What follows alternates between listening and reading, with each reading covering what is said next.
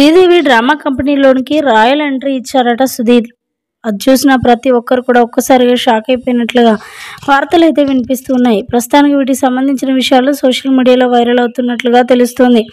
ఇక బుల్లితెర star hero Sudheer గురించి మనకు ప్రత్యేకంగా పరిచయం ఏమీ అక్కర్లేదు. ఎలాంటి ఫ్యాన్ ఫాలోయింగ్ ఉందో మనందరికీ తెలిసిందే. సుధీర్ ఎటైనా వెళ్ళి వచ్చాడు అంటే మాత్రం మామూలుగా ఉండదు. ఇక సుధీర్ ఎప్పుడైతే సినిమాల వైపు మొగ్గు చూపుతున్నాడో అప్పటి నుంచి కూడా బుల్లితెరకి చాలా దూరంగా ఉన్నాడు సుధీర్. అయితే ఇక వచ్చి రాగానే అటు రష్మి ఇటు ఇంద్రజ గారు కూడా తన చుట్టుముట్టినట్లుగా తెలుస్తుంది.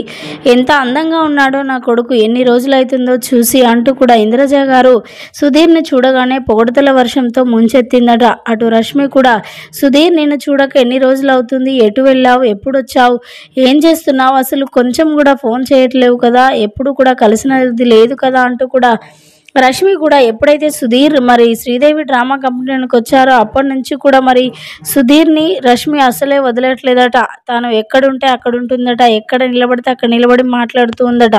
అయితే ఈ నేపథ్యంలో సుధీర్ని చూసిన అక్కడున్న వారందరూ కూడా చాలా షాక్ అయినట్లుగా తెలుస్తుంది.